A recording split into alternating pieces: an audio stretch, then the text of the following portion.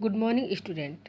बच्चों, आज हम हिंदी में हिंदी व्याकरण के पाठ 3 संज्ञा नामक पाठ का अध्ययन करेंगे। तो सबसे पहले बच्चों ये जान लेते हैं कि संज्ञा कहते किसे हैं। किसी प्राणी, वस्तु, स्थान या भाव के नाम को संज्ञा कहते हैं। प्राणी का नाम जैसे मोनाल, पक्षी, मोर। प्राणी का मतलब होता है कि यहाँ इंसान हुआ, कोई पक्षी हुआ या कोई जानवर, उसे भी हम प्राणी कहते हैं। फिर है वस्तु का नाम सिर, कलगी, रंग। उसके बाद है स्थान, पहाड़ी, क्षेत्र, नेपाल। अब भाव के नाम में सर्दी, गर्मी, हरापन। अर्थात यह सब प्राणी, वस्तु, स्थान या भाव की जानकारी हमें जिन शब्दों से होती है उसे संज्ञा कहते हैं। उसके बाद है बच्चों संज्ञा के भेद। संज्ञा के 3 भेद माने गए हैं। पहला है व्यक्तिवाचक, दूसरा जातिवाचक और तीसरा भाववाचक। तो पहला है व्यक्तिवाचक संज्ञा। किसी प्राणी, वस्तु या स्थान का बोध कराने वाले शब्द व्यक्तिवाचक संज्ञा कहलाते हैं। अर्थात किसी विशेष व्यक्ति या वस्तु का या स्थान का बोध कराने वाले। यहाँ देखिए, विवेकानंद एक सन्यासी थे। अब विवेकानंद यहाँ क्या है, एक विशेष व्यक्ति का नाम है। और व्याकरण भारती एक विशेष पुस्तक का नाम है। अब फिर है केरल एक राज्य है और केरल यहाँ एक विशेष स्थान के बारे में बताता है, इसलिए यह व्यक्तिवाचक संज्ञा है। दूसरा है जातिवाचक संज्ञा। किसी प्राणी, वस्तु या स्थान की पूरी जाति का बोध कराने वाले शब्द जातिवाचक संज्ञा कहलाते हैं। जैसे विद्यार्थी प्रदर्शनी देखने गए। अब यहाँ विद्यार्थी का अर्थ यह है कि कोई बड़े विद्यार्थी नहीं, यहाँ एक कक्षा नर्सरी से लेके कक्षा 12 तक के जितने भी छात्र पढ़ने वाले हैं वो सब विद्यार्थी के वर्ग में ही आते हैं। तो विद्यार्थी प्रदर्शनी देखने गए, अर्थात विद्यार्थी में अब छोटे बच्चों को भी ले सकते हैं और बड़े बच्चों को, उनका एक समूह है। फिर है कुत्ता एक वफादार जानवर है। कुत्ता में कोई भी आप कुत्ता ले सकते हैं यहाँ पर। और फिर तीसरा है पुस्तक पढ़ना अच्छी आदत है। पुस्तक में आप कोई भी पुस्तक पढ़ सकते हैं जो आपको अच्छी लगे। तो एक पुस्तक का समूह है जिसमें हिंदी की भी पुस्तकें आ सकती हैं, गणित, इंग्लिश, सोशल साइंस, यानी एक पुस्तकों का एक समूह है जिसे एक जाति में बांटा गया है, तो उसे ही जातिवाचक संज्ञा कहते हैं।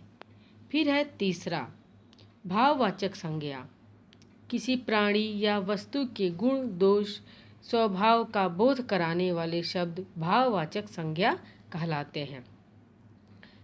यानी भाव का मतलब होता है कि हमारे अंदर हम भाव को महसूस करते हैं, और जो भाव महसूस करते हैं उसे ही कहते हैं भाववाचक। और जिन शब्दों से हमें यह पता चलता है उसे ही कहते हैं भाववाचक संज्ञा। ईमानदारी एक श्रेष्ठ गुण है। अब यह ईमानदारी क्या है, यह हमारी भावना है कि वह ईमानदार है कि बेईमान है। तो हमारी भावना उसके प्रति क्या है, ईमानदारी की है। तो यहाँ ईमानदारी आपका भाववाचक संज्ञा है। फिर है विनम्रता व्यक्ति का आभूषण है। यहाँ पर विनम्रता शब्द भाववाचक संज्ञा है। फिर है कृष्ण और सुदामा के बीच गहरी मित्रता थी। यहाँ मित्रता भाववाचक संज्ञा है, क्योंकि हम मित्रता की भावना रखते हैं, तो हमें मित्रता की भावना जो महसूस होती है वो है आपका भाववाचक संज्ञा। उसके बाद आता है आपका संज्ञा के 2 भेद माने जाते हैं। तो इन 3 के अलावा पहले बताया गया कि संज्ञा के 3 भेद हैं, व्यक्तिवाचक संज्ञा, जातिवाचक और भाववाचक। इसके बाद संज्ञा के 2 और भेद माने गए हैं, द्रव्यवाचक संज्ञा और समूहवाचक संज्ञा। द्रव्यवाचक संज्ञा, किसी द्रव्य, पदार्थ या धातु का नाम का बोध कराने वाले शब्द द्रव्यवाचक संज्ञा कहलाते हैं। बाल्टी में जल भरो, यह द्रव्य का अर्थात है, जैसे इंग्लिश में इसको कहते हैं लिक्विड, यानी तरल चीज़ों से। बाल्टी में जल भरो, तो यहाँ पर जल आपका द्रव्य का सूचक है, तो यहाँ पर जल आपका द्रव्यवाचक संज्ञा को दर्शाता है। सोना एक बहुमूल्य धातु है, यहाँ पर सोना क्या है, एक धातु के रूप में है, तो यहाँ सोना आपका द्रव्यवाचक संज्ञा को दर्शाता है। उसके बाद है समूहवाचक संज्ञा, किसी प्राणी तथा वस्तु के पूरे समूह का बोध कराने वाले शब्द समूहवाचक संज्ञा कहलाते हैं। यानी किसी भी प्राणी या वस्तु जो एक से ज़्यादा एक जगह पर रखा रहता है उसे हम समूह कहते हैं। यानी एक वस्तु से ज़्यादा कोई भी प्राणी या कोई भी वस्तु हो या प्राणी हो वहाँ पर, या व्यक्ति हो जिनकी संख्या हम गिन ना सकें, उसे कहते हैं समूह। तो यहाँ देखिए उदाहरण लिखा है, सड़क पर बहुत भीड़ है, तो यहाँ पर भीड़ आपका क्या है, समूह, एक समूह को दर्शाता है, तो भीड़ आपका यहाँ पर समूहवाचक संज्ञा है।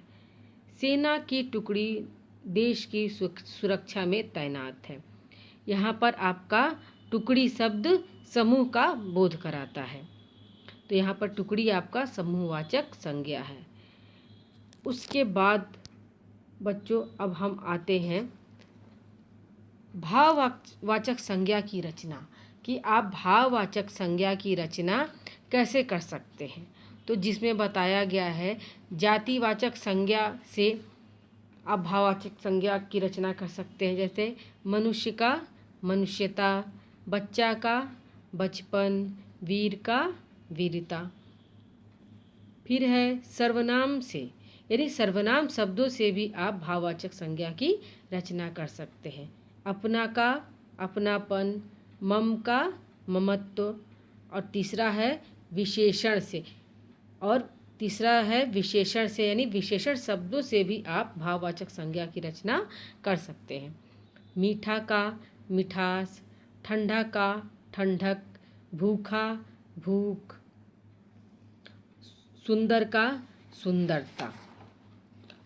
और बच्चों अब आपका यह पाठ संज्ञा पूरा हो गया, जिसमें आपने यह जाना कि संज्ञा किसे कहते हैं, संज्ञा के भेद कितने होते हैं, और संज्ञा को कैसे बनाया जा सकता है। अब हम आते हैं, आओ कुछ करके देखें। पहला है सही वाक्य के आगे सही तथा गलत के आगे गलत का चिन्ह लगाओ। तो इसमें क है जातिवाचक संज्ञा शब्दों से भाववाचक संज्ञाएं नहीं बनती, यह गलत है।